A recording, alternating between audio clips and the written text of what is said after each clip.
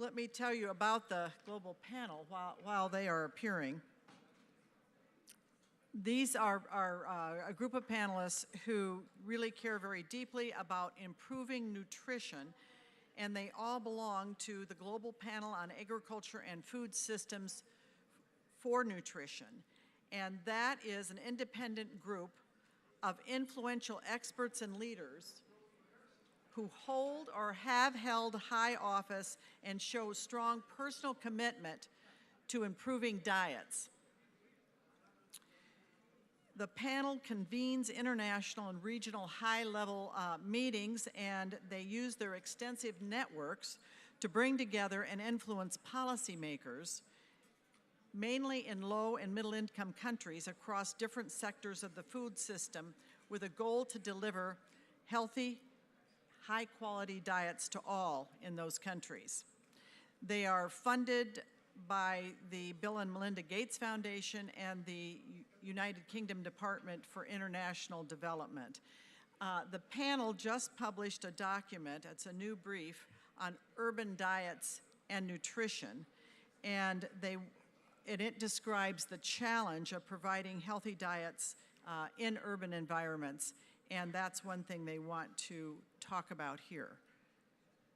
So yes. I will now, everyone on the panel today is a member of the Urban Food Panel, and the moderator is the director of the panel, Professor Sandy Thomas.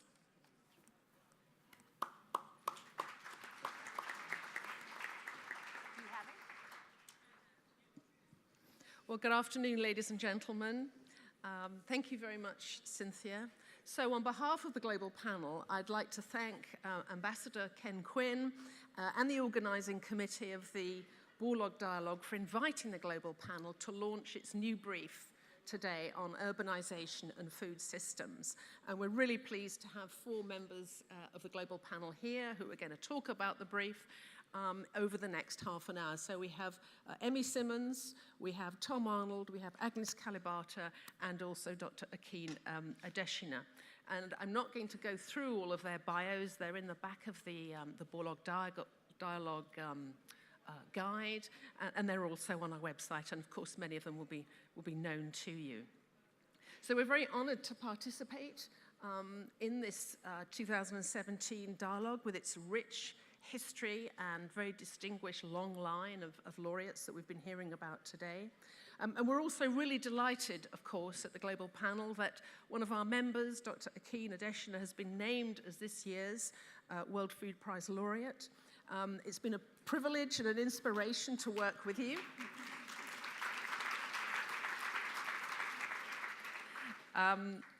Over the last 2.5 years. And in particular, what I would like to say is that Dr. Adesina has really had some great ideas about leadership and leadership for nutrition across the African continent. And we'll be hearing more about this new initiative at a reception that we're holding this evening. I just wanted to mention that it's been opened up to everybody at 7:30 Cedar Rapids Room. You'll be able to hear more from our Global Panel talking about how important leadership is across Africa and indeed across other parts of the world. So do feel free to come along. There'll also be copies of the brief there as well and on the resource table outside. So I'd just like to say a couple of things about the Global Panel itself. I don't think I have a clicker here for the, so could I have the next slide, please? Right there. Ah, here it is. Okay, thank you very much. Green. Yep. There you go. Yep, so you should be able to see, yes. So there we have the members of the Global Panel. They're 11 people across the world. They're all senior people who either run or have run large organizations. People who are specialized not just in agriculture, but also nutrition and food systems. And what's key about this membership, it enables us to produce a whole range of evidence-based policy recommendations to provide guidance for governments, also other stakeholders, particularly in low and middle income countries. And most of our focus, but not all of it, has been on South Asia and Africa. So a question that I'd just like to spend a minute on is how we actually do this. And chiefly we do it by producing briefs which review the best available evidence. They're peer-reviewed, and they're put in accessible language to help policymakers think about what are the best kind of interventions that they might make to improve food systems so that they deliver healthy and affordable diets for all. So whether it's food safety, climate change, consumer behavior, the economics of malnutrition, these have been distributed far and wide, and we also do high-level roundtables in country as well to share these ideas. And what's particularly important on the top, I think it's the top left-hand side, is just reference to our foresight report, which we produced last year. And this produces an analysis which takes a forward look out to 2030 to see how food systems are going to face a number of different challenges. One of those is urbanization that we're hearing more about today, and that takes those ideas further. But a central tenet of that report, based on the evidence that's analyzed, is that food systems really need to move from feeding people to nourishing people, and to do that by bringing in a whole range of other parts of externalities as well as different parts of the food system. So that's something we'll be hearing more about. So what we've done today is brought before you this new brief on urbanization. It develops some of the ideas in the foresight report, and you're going to be hearing more about it from Emmy Simmons, who's going to present that in a moment. And then each of our panel members in turn will provide some comments, and then we'll conclude at the end of that. And we can, I think this is the last session of the day, or at least there's a gap of half an hour. So if you want to speak to any of us afterwards, we'd be very pleased to do that, as there isn't a Q&A directly. So Emmy, would you like to come over and present the brief? Thank you, Sandy. Thank you, Sandy, and thanks to all of you in the audience many of whom have been here since 1 o'clock. You have incredible durability. We're moving the theme of the World Food Prize events this afternoon in this last session from kind of a focus on agriculture and production and supply to a question of food systems and diets, and who eats those diets, and why do they eat them, and where do they live, and how does it go? Urbanization is a phenomenon which this year this season is going at a more rapid rate than it has ever done in history. So our last brief, the most recent one that we're introducing today, looks at the challenges of providing healthy diets in growing urban environments, especially, but not only, in lower and middle income countries. One of the things that we found when we started to do the brief was that we were focusing on issues and problems. And we realized that what we needed to do for policymakers was to start identifying what are the opportunities for change. And it turns out, as you'll hear, even though I have a very short time to present, that there are many opportunities for intervening to make diets in urban areas healthier for populations of all income levels. So as I said, populations are growing more rapidly today than they have ever grown in the past. And in 2014, just over half of the world's total population lived in towns and cities. And this is expected to rise to two-thirds of the total population by 2050. This is the most important point.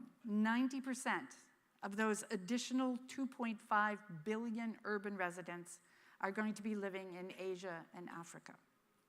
This puts an enormous challenge out there for Asian and African policymakers. I'm going to skip this slide. We don't have much time. This slide sort of gives you a really visceral idea of what's happening with urban growth in Africa. In 1950, you can see urban populations really, really down there. 2050, way up. The scale and magnitude of change is obvious. In fact, the projected increase in the next 30 years, between 2020 and 2050, is likely to be more than double that of the previous 70 years This is an enormously fast rate of growth. So in the global panel brief, we focused on urban diets and and nutrition and how these respond to the projected demographic changes and the implication that these demographic changes hold for the way that urban food environments will work. The need for more food, the growth of markets to deliver that food, and perhaps most importantly, what challenges policymakers will face, not just in ensuring that it's there, but it's safe, affordable, and nutritious. So we've tried to pull together, as Sandy has said, evidence that is currently available to identify what it will take in the coming 5 years, 10 years, to increase access to healthy, high-quality diets for future urban populations. Urban food systems are challenging for two big reasons. One is they're really complex, and the other is that the population that lives in urban areas is very diverse. Why complex? Complex because urban food systems pull in food not just from the local farms and the local producers, but they also tap supplies available from around the world. I was interested in the presentation on Russian production of wheat and the importance that Russia is placing on exporting wheat to cities and towns and nations around the world.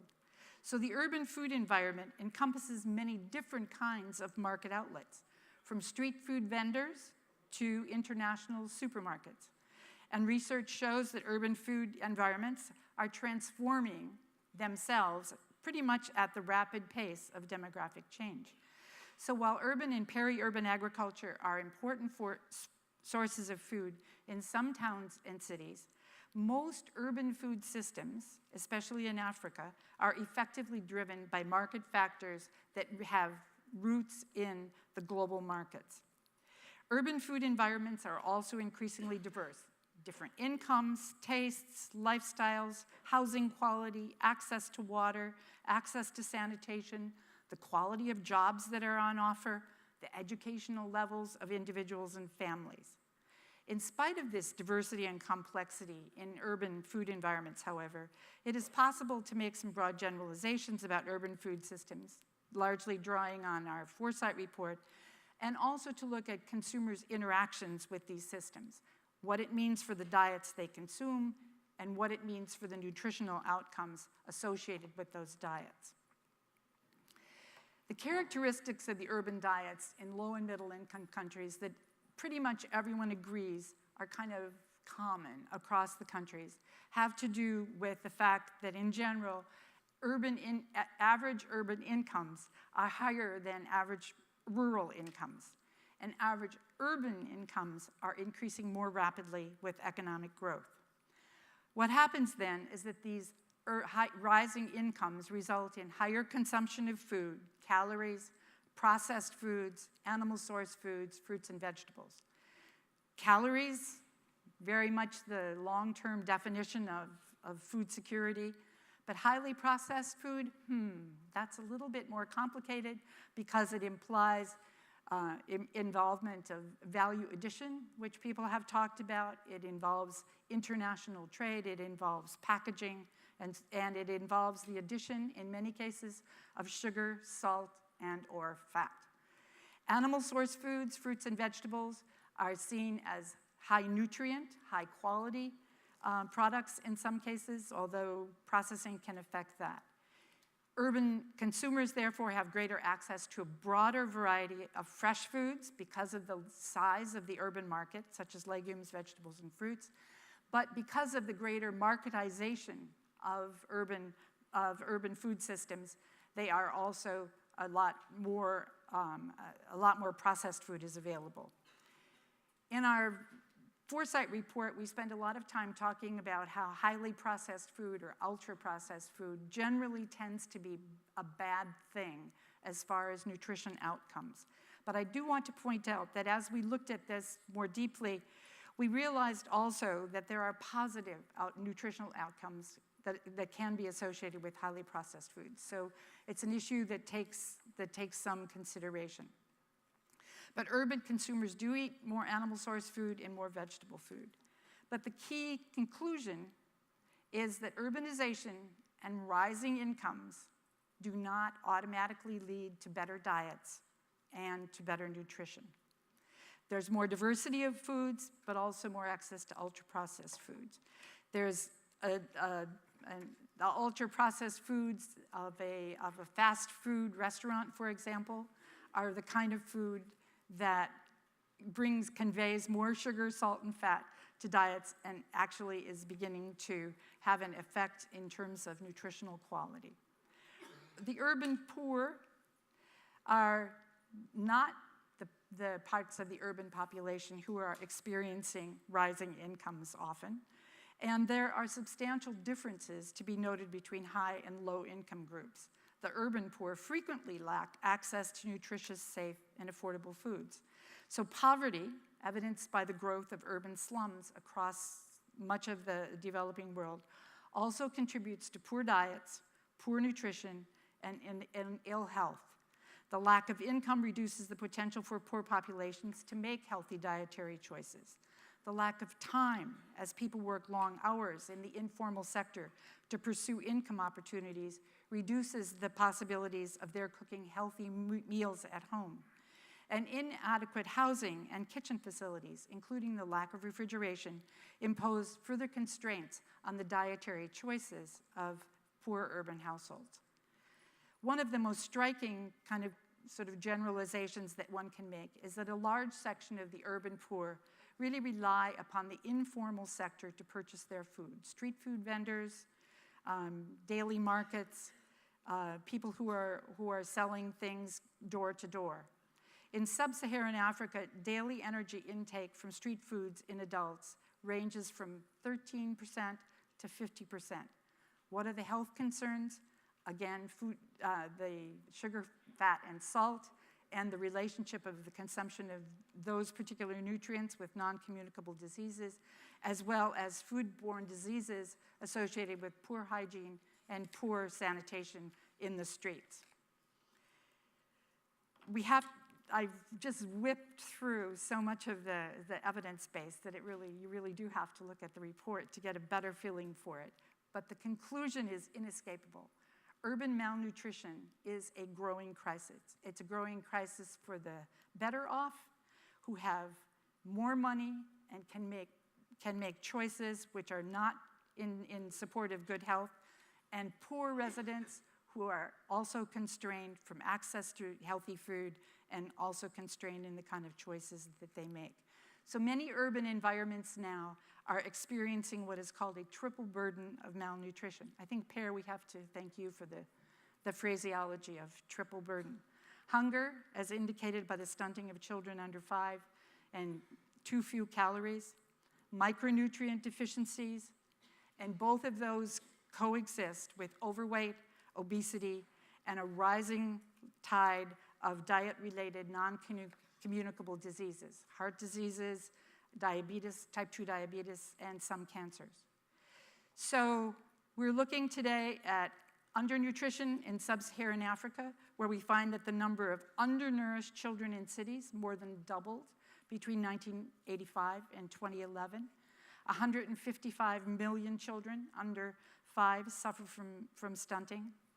We're finding also that the rate of anemia, the lack of sufficient dietary iron, was higher in urban than in rural areas, example given there from Malawi.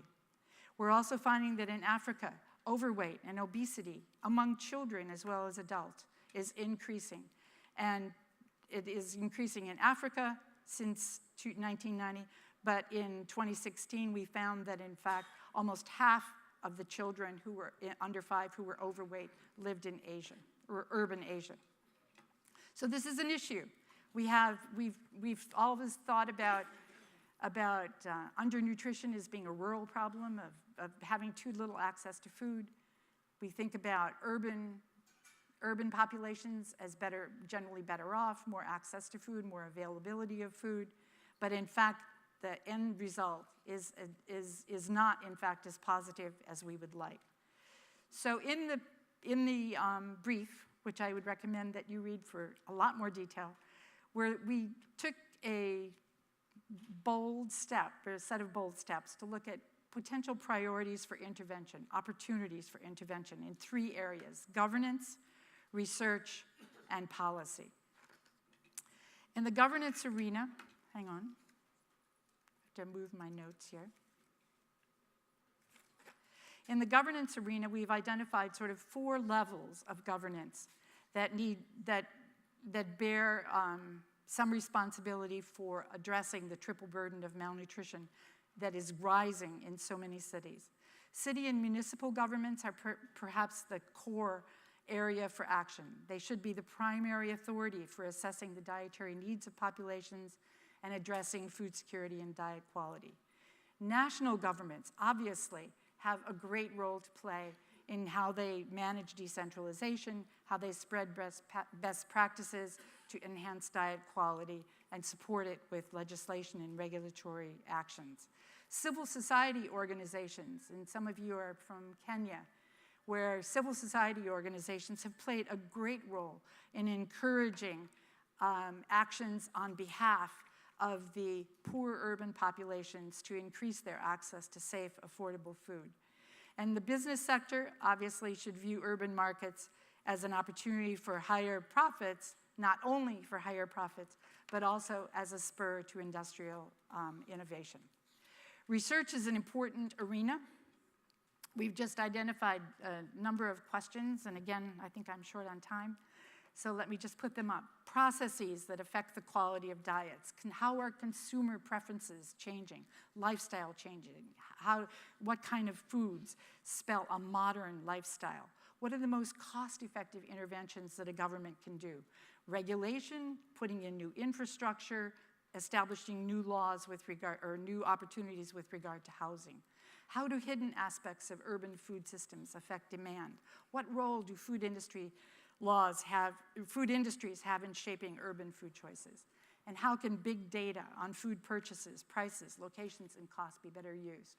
So for those of you who can't read that small printing, I hope that gives you a feeling for the kind of researchable questions that we feel need to be answered actually quite quickly. The Global Panel also has made 8 recommendations for policymakers. Rebalancing efforts, policy efforts, to make high-quality diets a priority, not just for rural populations, but for urban populations as well. At the local level, urban authorities need to be able to champion better diets and nutrition. Policymakers should capitalize on opportunities for influence offered by urban food systems. Often there's a great deal of criticism of the food industry for advertising sugary, salty, fat foods to young children, for example. But in fact, there are opportunities with school feeding, there are opportunities with community education to actually influence those trends in the opposite direction. We also feel that policymakers need to connect with wider areas of policy that affect the urban food system as a whole. Infrastructure with regard to water and sanitation, for example, housing and transport. I was in a meeting in Detroit in the United States some time back, in which everyone said, oh, this is so great, we have a farmer's market, poor people in urban Detroit have much better access to fresh fruits and vegetables. But the problem was that the closest bus stop was 6 blocks away. So people didn't actually have that better access. 4 other recommendations: addressing the needs of different urban population groups is really important. Policies need to be tailored to the economic and social structures of the cities if we're going to achieve improved consumer access and dietary choice for all. Changing attitudes toward the informal food sector. Many countries have tried to eliminate informal food sectors, street vendors, corner markets, stores, in order to, quote, modernize the city. And yet this has the effect of removing a source of affordable prepared food for time-pressed urban workers who may not even have any place to cook if they had it themselves. We talk about giving more attention to the specific challenges associated with rising rates of overweight and obesity, which are particularly marked in urban populations, and to disseminate efforts to tackle urban health and nutrition challenges together. So there's a lot in the paper, a lot of evidence. There's more evidence coming out of other papers that we've reviewed and other processes that I think perhaps some of you have participated in, the Milano-Urban Agenda, the Habitat 3, and so forth. But this is an area that's emerging, we believe, as an area for new attention. And attention which is difficult because it involves not just farmers, not just AGCO providing tractors, but it involves public health people, community organizations, businesses, governments, local governments, and a whole range of people that I think we in the food community and the food security community are less familiar with. So with that, let me close and invite you to read the paper itself. The brief, Urban Diets and Nutrition, Trends, Challenges, and Opportunities for Policy Action. Thank you so much.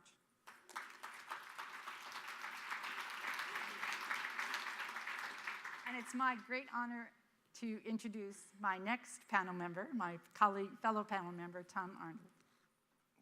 Thank you very much. Emmy, well, I'd like to pick up where she left off by saying that the issues we're dealing with in this brief are issues that are now of their time and increasingly will become so.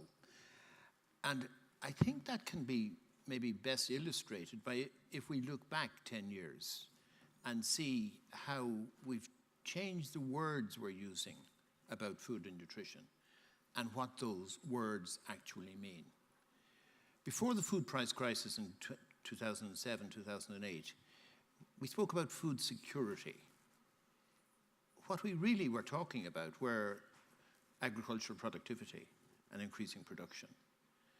And after the food price crisis, we began to realize that you could have enough food, but you wouldn't necessarily have nutrition security.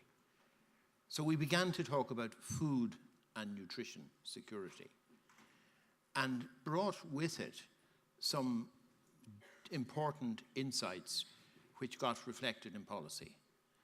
The insight that the first 1,000 days was of critical importance to a person's development capacity. That in turn got reflected in the initiative of the Scaling Up Nutrition movement, which has had a big impact, I think, in that now 59 countries and 3 Indian states have committed to trying to improve their own nutritional status. But now 10 years on, we're using words in a different way again. When we now talk about malnutrition, we are talking about 3 elements of malnutrition, as Emily said: undernutrition, micronutrient deficiency, or what we call hidden hunger, and obesity. And the balance between these 3 elements of malnutrition is changing. And it's shifting actually quite decisively towards obesity as being a bigger part of malnutrition. And therefore, we have to reflect that in our thinking, in our politics, and in our policy. But there's a very straightforward and powerful proposition that we still have to advance. And it is that malnutrition, in its triple form, is of the most fundamental importance to the development capacity of a country, to the health of a country, vis-a-vis the connection between obesity and non-communicable disease, and the problems that that's going to store up in terms of public health, and in terms of economics. We know that the economics of undernutrition are appalling. It not only is, in its most acute form, leads to child mortality, in its chronic form, leads to stunting with all that requires. So with that basic proposition that malnutrition is of the most of central political importance, there are 3 things that need to be done. Firstly, political prioritization. And that's why I think the initiative which Akin was very much behind, the African Leaders Nutrition Initiative on Nutrition, is so important, and all the other various manifestations of political prioritization that need to go towards nutrition. Secondly, the policy framework. At a separate meeting this morning, Agnes talked about the need for a sound policy framework. I think what we're advancing in this brief is an attempt to outline what is an appropriate policy framework to deal with this triple-headed monster of malnutrition. And finally, there is the other issue is the capacity issue, which again Agnes spoke about this morning. Dealing with tackling this problem of malnutrition is going to require multi-sectoral and multi-stakeholder approach, and that needs capacity to be developed in a way that we haven't begun to do so yet. So that's, if you like, my take on to follow on from Emily's excellent presentation. Thank you. Agnes. Turn it over to Agnes. Thank you. I have a feeling you can't see me, so I have to stand. Good. Thank you so much. A lot has been said on malnutrition, on urban, what's going to happen, really from a perspective of we need to worry about this. I just want to look at it from a different perspective. I want to look at it from an opportunities perspective. Because I care so much about smallholder farmers. And when I think about the market that gets created because we are urbanizing enough, in the morning we discussed how, after all, this urbanization, if we do it right, might be even more connected to rural populations than the urbanization we've seen going forward. So I get excited about the market opportunity that gets created, especially as we had in the morning, because we were talking about the fact that some countries, Senegal singled out, are beginning to produce competitive enough to reduce the type of imports that are coming to this continent. So for me, that's what I look at. When I think about how smallholder farmers, I said this continent, I meant that continent, Africa. So sorry, I forgot the term on a different continent. Yeah. Yes, so really Africa might then, with appropriate urbanization and with ability to compete with imports that are coming to the continent, and if Akin's vision comes true, and I know it will come true, when we start connecting from country to country, have those value chains appropriately connected, there's no reason why African smallholder farmers can't be productive and can't be businesses, as Akin has always said. Another reason for hope is associated with what happened last year here on recognizing biofortification. Again, there's enough that is going on right now. I was talking about the zinc rice in the morning, and these kind of things are very exciting because you see an opportunity to take it to millions of people out there. So there's a lot among us, there's a lot that is happening for us to tame urbanization, for us to tame malnutrition, for us to do the right thing. So in a world of worries, I'm not worried at all. I think we can do this. I wanted now to divert a little bit. I also have the honor as I stand here of, as you saw in line, asking the next person in line to talk. And because of that, I wanted to say something about Dr. King before I ask him to come and speak. Dr. King was at AGRA before he's been many things, but let me just talk about what I learned about him from the time I've been at AGRA. First of all, I was pleasantly surprised by the AGRA model when I got at AGRA. And I actually thought, were you a minister before you came to AGRA? Because basically when I looked at the problem that AGRA was trying to address, I was like, these people must have been sitting in brains of ministers and understanding the challenges they have. Because they were trying to build institutions from the ground near the farmers. I had never understood that about AGRA until I went there, that they're actually busy trying to build institutions that can allow farmers to access fertilizers where they are, seeds where they are. And the agro-dealership model that I keep talking about, that really reduces the distance to the farm that I told you about in the morning, was driven by Akin himself. Another thing that I found, I remember that one time Akin came to Rwanda, I was minister, he was still at AGRA, and he was like, he was talking to me about some financing solutions that he has found. And I'm like, this man is always talking about things. So I couldn't figure it out. But when I went to AGRA, I actually understood what he was talking about. He was trying to sell me on a risk-sharing facility that if we got it into the country would help fund SMEs so that smallholder farmers can get a place to sell their produce.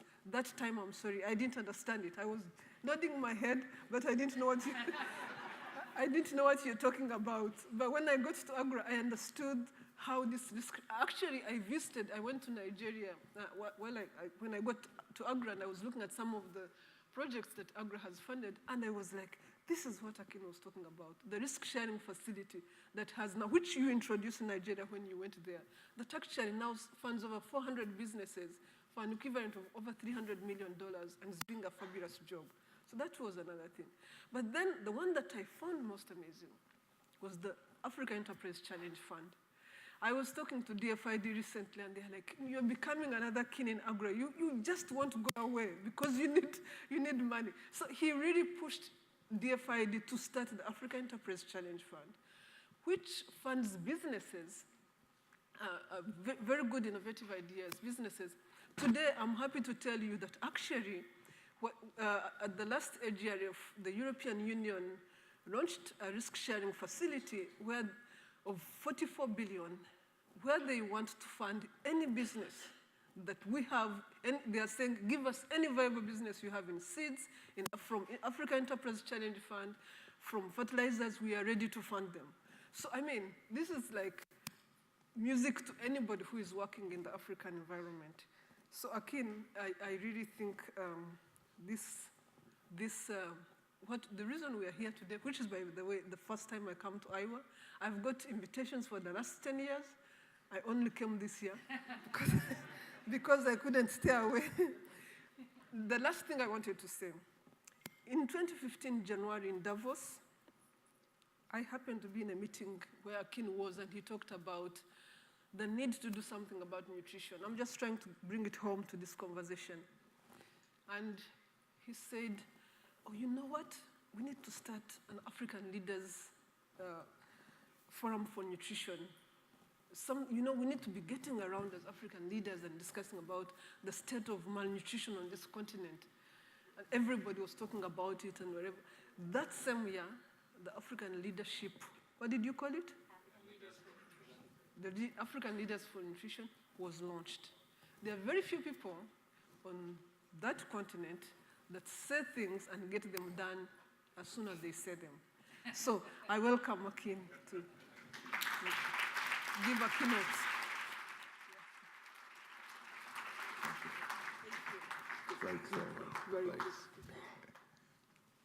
Thank you very much, my dear sister Agnes, and thank you for coming after 10 years.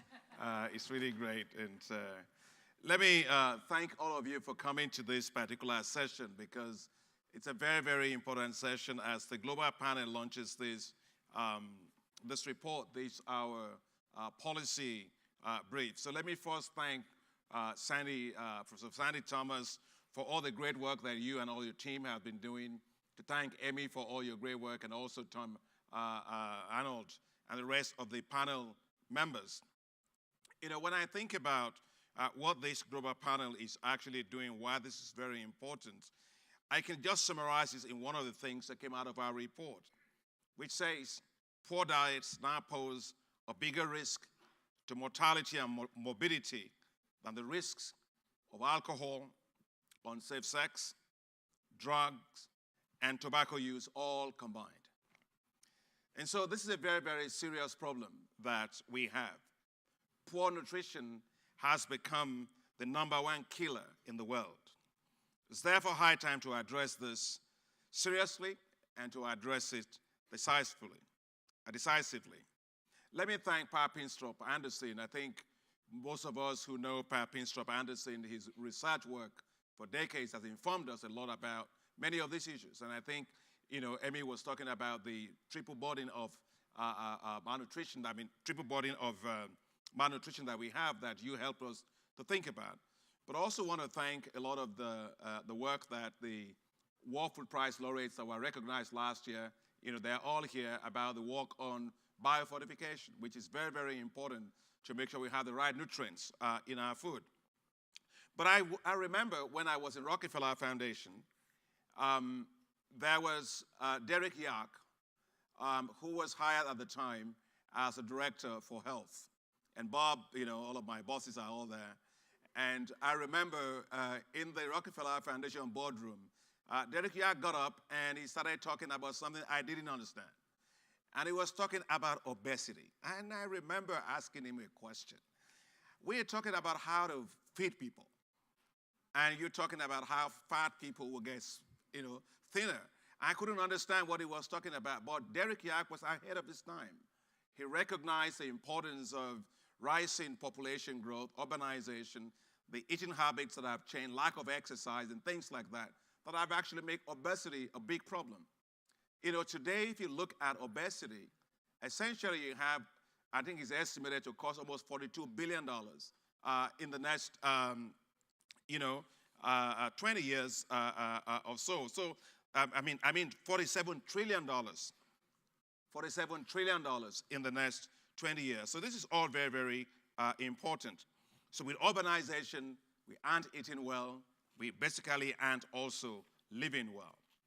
And I think one of the things that you find in the report also is the rapid increase in many of the non-communicable diseases, hypertension, cancers, type 2, diabetes. In short, the urban foods that we eat are very high in calories, high in energy, but very, very low in nutrients. And I think that's a big problem that we have. As an African, I think that the whole issue of stunting is one that we must deal with. Because when you look at the stunting rates in Africa, you have about 54 million kids that are stunted. And I think my way of looking at it is that this is not a social thing at all. It's not a social stuff. It's an economic issue because Africa will lose about roughly 11% of its GDP just like that. And that we must understand that stunted children today will lead to stunted economies tomorrow. And therefore, we have to start looking at the whole of stunting from an economic perspective. When kids get nourished well and they grow well and they have good cognitive capacity, whether you're urban or rural, it really doesn't matter. You really then will have economies in the future where labor productivity will rise, people will make a lot of money, and then the incomes of the countries will also rise. So I think that we must give the whole issue of nutrition a lot of attention more than we have. And so that's why I have continued to argue that we should change the debate from just looking at nutrition the way we normally look at it, to say, well, let's look at it from infrastructure. The most powerful infrastructure you actually have, it's not a road, it's not a rail, it's not a port. It's actually the gray matter infrastructure. And so how do we build that gray matter infrastructure for Africa? I think it's the greatest thing that we must continue to look at. One of the things that we find also is the rapid increase in the level of slums that we have. I think you were mentioning the issue, Emmy, about the issue of slums. And I remember we have programs that tell you that we want to, make slums better. There are no five-star slums, Slums are slums. And I think we should get rid of slums because the congestion, the lack of access to good housing, water, sanitation, that complicates the nutrition problem that we have in particular in urban areas. But I also look at what has happened in terms of the consumption of sugar-loaded drinks. It's very high, which is leading to a lot of obesity that we have. And the numbers are quite staggering. In Africa, the number of overweight and obese children under 5 has nearly doubled from 1990, from 5.4 million people to 10.3 million people. So I know some folks make a lot of money from it, but I think they're costing us quite a bit also in terms of money. But I also think that is one issue that we need to look at a lot is that the urban areas are also at the receiving end of spillover effects of conflicts, which increases vulnerability and malnutrition. And in fact, conflicts occur. As they occur, populations get displaced. You got refugees in urban areas. They put pressure on urban food supply systems. They destroy, in fact, the whole food systems on which the poor and vulnerable in rural areas depend on. And so I feel that we need to also, as we talk about the governance issue, talk about political governance that ensures that we reduce this kind of conflicts. Because you look at Yemen, you look at what has happened in Somalia, and you look at many of these countries, I think we need to begin to have good political systems, rule of law, greater equity, and accountability in the management of national resources that are very crucial to avoiding these conflicts. Peace is a precondition for food security. Every region of the world that has achieved the Green Revolution has always done that and grown it on the ridges of peace. So we got to make sure that we actually have peace to be able to do any of the things that we are talking about. There is no doubt then that we must build more resilient cities. But resilient cities must not just be about housing, about water, about sanitation, and so on, all of which are important, but also has to be about healthy and nutritious cities. And so in addition to the elements that the policy areas that have been talked about by Emmy Simmons, I just wanted to draw your attention to about five areas.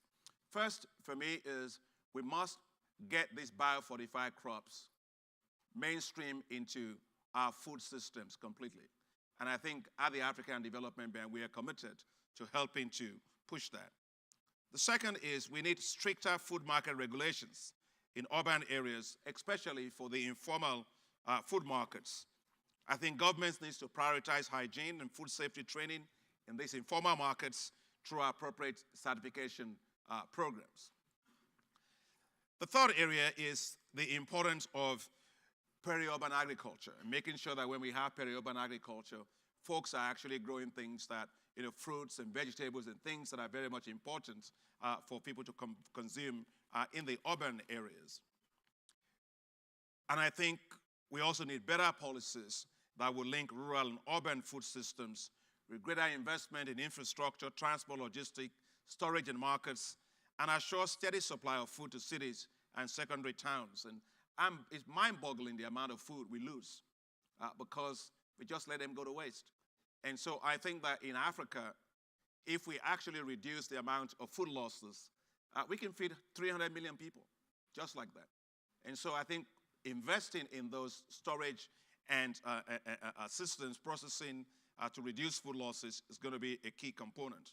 And I think those that have been pushing for a tax on sugar drinks, I think they have a point. I know there's a debate going on in the United States about this, but I think that we have to cut down the amount of sugar that we all consume. So as I close, I just want to draw your attention to this beautiful report. I think that you will find this report to be extremely useful as you look at urban governance that needs to actually help us as we deal with the issue of food, malnutrition in urban areas. We all want to live well. And we have a collective responsibility to make sure that millions that live around the world in urban areas or rural areas, that they live well. And to live well, you have to eat well. You have to have healthy, nutritious food. And I think that's what we all are very, very committed to at the Global Panel. And I hope that you take some time to read this particular report, because it's a brilliant report for policymakers. So thank you all very much for coming to this event. We appreciate it. Now you can go and eat well. Thank you very much. Thank you all very much. Let's have a round of applause for all of our wonderful panels and speakers today. Thank you.